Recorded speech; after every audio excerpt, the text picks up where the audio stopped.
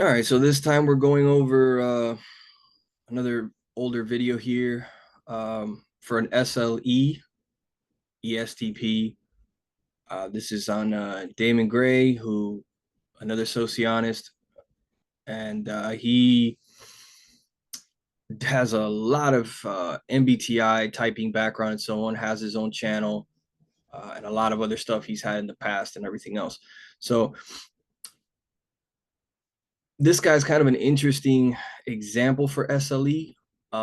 He's an unusual example, in my opinion, because he's kind of an extreme example, in my opinion. There's SLEs, and then there's Damon Gray. And he is like, I mean, the most extreme, clear cut version of an SLE you could probably hope to find. Um, it's a little bit nuts in the extremes that he's kind of has dealing with. But let's kind of get into some of this stuff. This is kind of deep into the interview. At many times, he's kind of pointed out that he always wants to be on top in whatever organization or thing he joins. He wants to be the boss. He wants to be the top guy. He would rather work for himself. He mentioned at one point that he would like the idea of being a senator or running for high office or something like that, but he kind of always wants to be on top, whatever it takes to work his way to the top. So anyway, let's carry on. Versus I don't really care. Right? It's all fine by me. But I guess what my question is, So they're talking about the different typing systems and when what's it more comes to important being whatever. approached by these different taxonomies, would you say that you are okay with them, but you don't feel that they're restricted by them? Right. I don't feel like.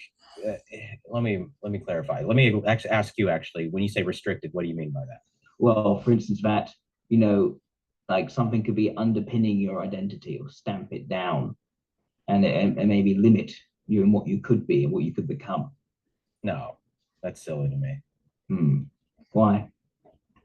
I think that I can do whatever I want. I guess that it comes from a sense of arrogance for the most part. I don't want to call it arrogance because I'd like to think that I'm learning as I get older, but I don't feel that I know where I'm limited. And when someone tells me I'm limited in an area that I know I'm not limited, it's not going to bother me. Now, if they say something that I'm limited in which I'm aware of which I'm limited, then doesn't bother me either because I'm aware of it. So it doesn't really bother me. I don't find it often if somebody say, hey, you're not going to be able to say succeed in this area. I'm like, yeah, that sounds about right. Nor do I want to, like it's not really something that I feel I need to be successful in. Is there anything which you do find sort of intimidating? Yeah, intimacy. Woo! Closeness is intimidating in its own way. It's not because I feel like I'm going to get hurt. It's just I have no idea what the hell I'm doing. Massive FI polar. Will be, say, an example where you wouldn't know what you're doing with intimacy. How do I make somebody feel comfortable? Like, how do I make somebody how do I show a feeling that I have if I don't know what that feeling is? Or how do I sort out my own feelings? I don't know. Half the time I don't even know what I'm feeling. So it's really difficult. So if I feel that somebody else says I'm sad, I have to like figure out what's making them sad. And then I know that my first response is usually wrong. So I have to sit back and figure out what it is that I need to say. Yeah. It's very mechanical to me. It's like, what is it I need to say to make this person feel better? And it becomes less about listening and more about like systematically trying to solve this person's problem. Oof. All right. So few things to notice, by the way, apart from what he is saying. Unlike the NI dominant types, who are usually, again, very slow in their speech, or they're trying to figure out what they want to say, they're, etc. He's very quick. You notice how he responds to every question very fast, straight to the point answers. He's not searching for the answer. It just, boom, right off the top of his head, goes and goes. And he's like that the entire interview, every step of the way. You see that a lot with the SLEs and other SE dominant types. They're pretty fast in their responses.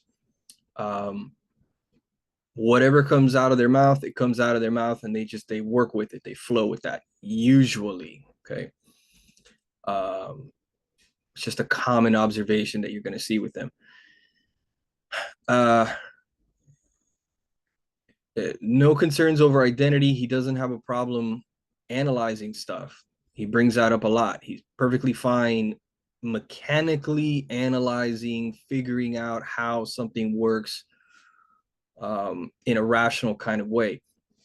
But here he's just going on about he has almost no understanding of emotions whatsoever, even his own. He doesn't know what he is feeling. He doesn't really bother to pay attention to his own feelings. He doesn't bother to understand that.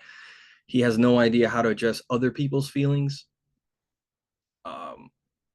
And intimacy, he said. So even when it comes to personal life, dating life, your significant other, he's still very confused and lost. And at this point, he just knows that he's always lost. So he can expect that whatever he tries to do or say is going to be wrong.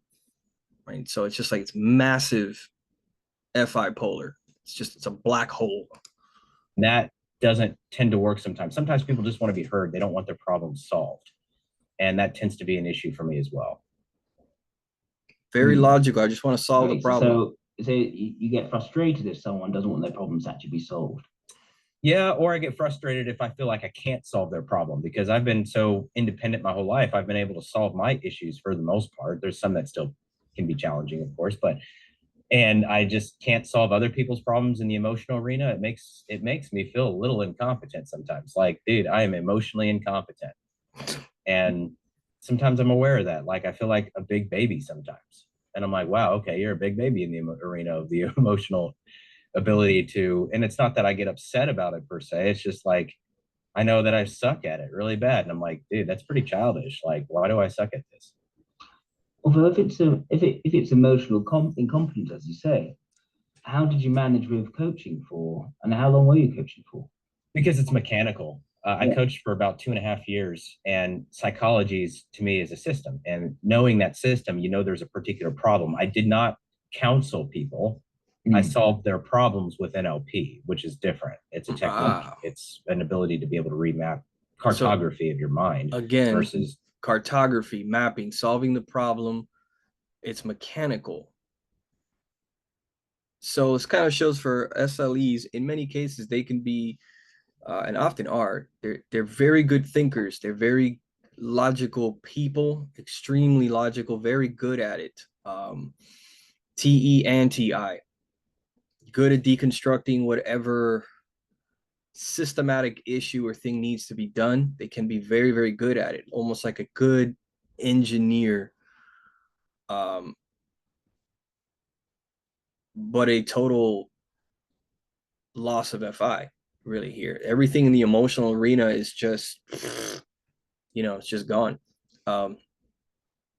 Now, throughout the interview, as I said, you can see the SE. He's very fast. He talks about wanting to be on top of organizations, being in charge of things. He really wants to be in charge of things, seeking out any kind of opportunity to do stuff like that. He knows he can work real hard, whatever it takes to win, succeed, get to the top. He talks about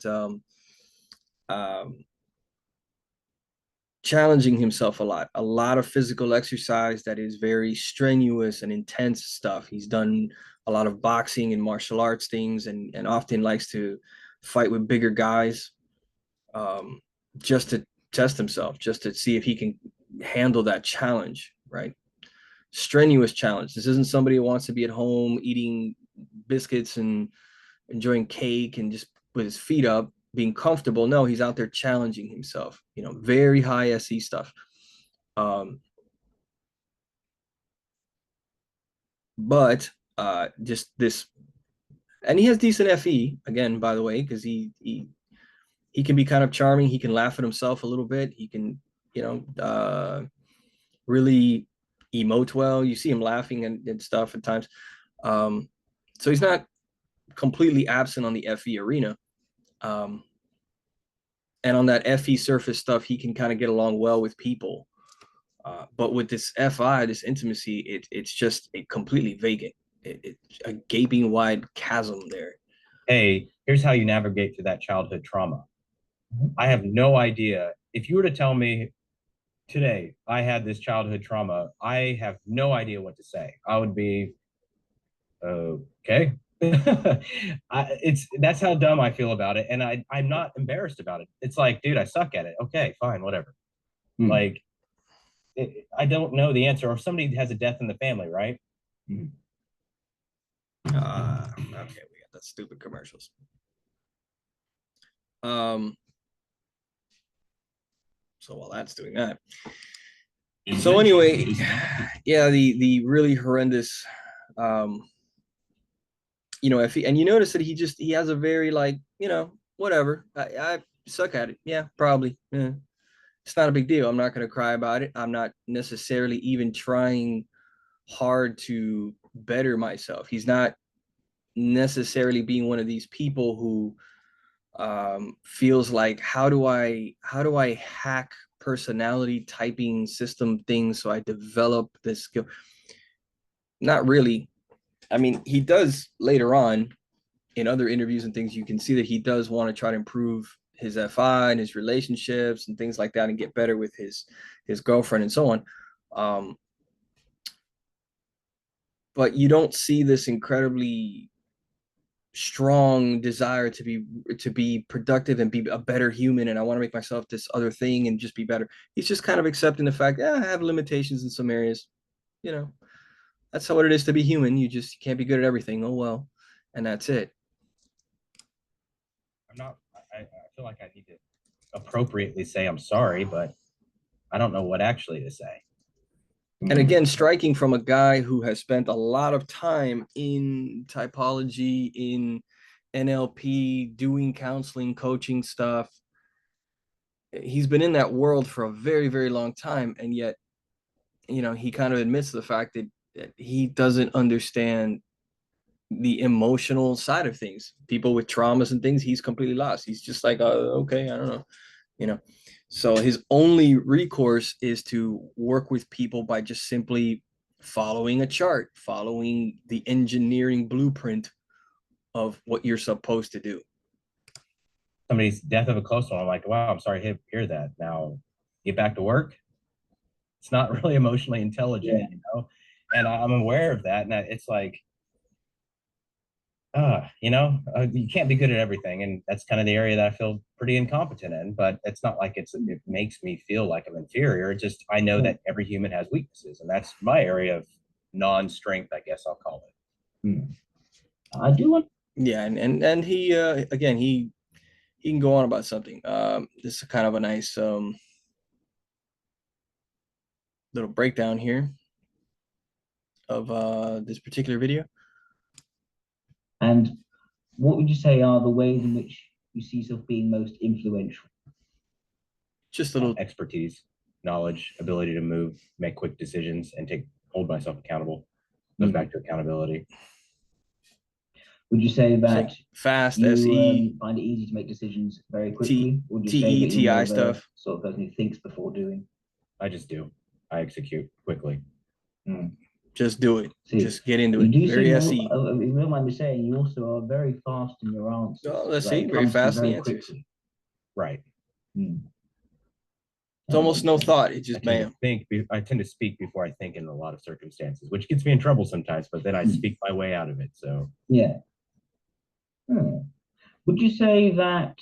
What would you say is a good example of, say, an emergency scenario where you put your quick thinking to good use? Emergency. Can you elaborate? What do you mean by emergency? Like a crisis scenario, somewhere where quick thinking is of the essence. What were you able to do? Oh, like a real life example, like something that actually happened. Okay, so I was running a fitness camp probably 5-6 years ago, and this is just one of the many examples. But when in a crisis scenario, things really slow down for me, and it seems to be going in slow motion. I guess my attentiveness kicks in, and I tend to get in the zone. Or very common description so relaxing to me in a crisis situation. Very common description for SE dominant types. to say that they feel like time slows down in a crisis, in an emergency, when things are going crazy. They tend to feel more relaxed and more comfortable in those environments.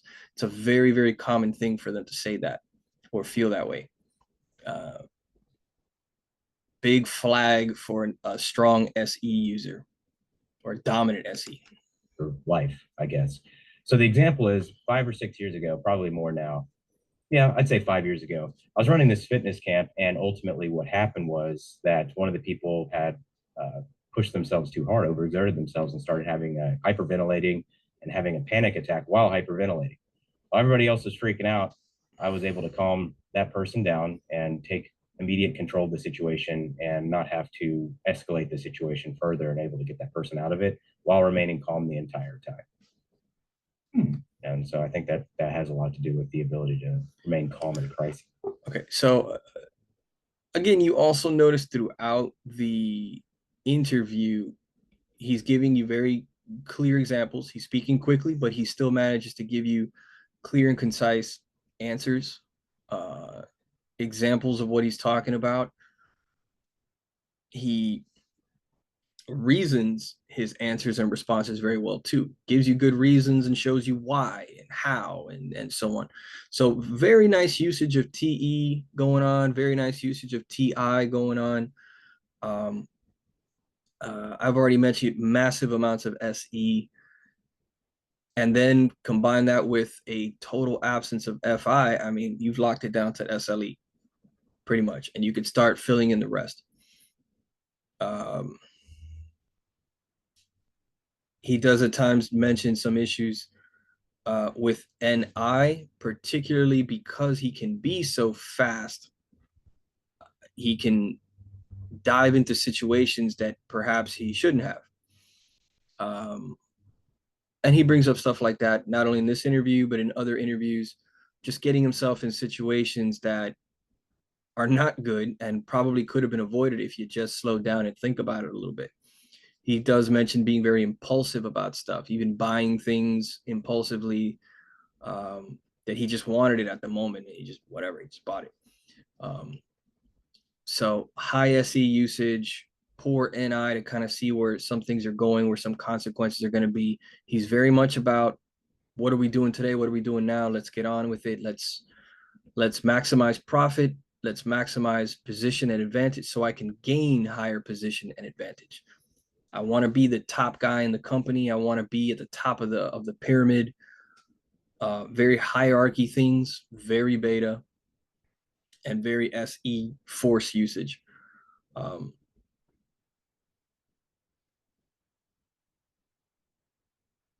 So again, all those things stand out very, very strong. So he's a really clear-cut, almost textbook example of an SLE. He's almost a little bit too extreme.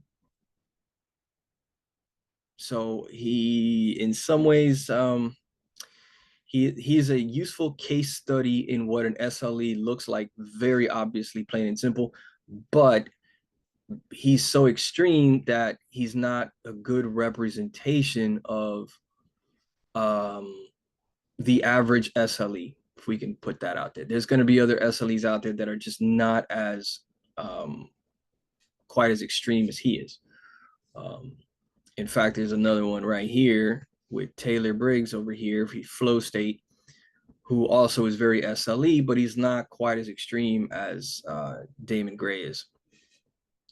So anyway, this covers SLE. Good example, good case. I'll link it if you want to see the entire interview. Again, as always, leave your comments. Let me know what you think of this one.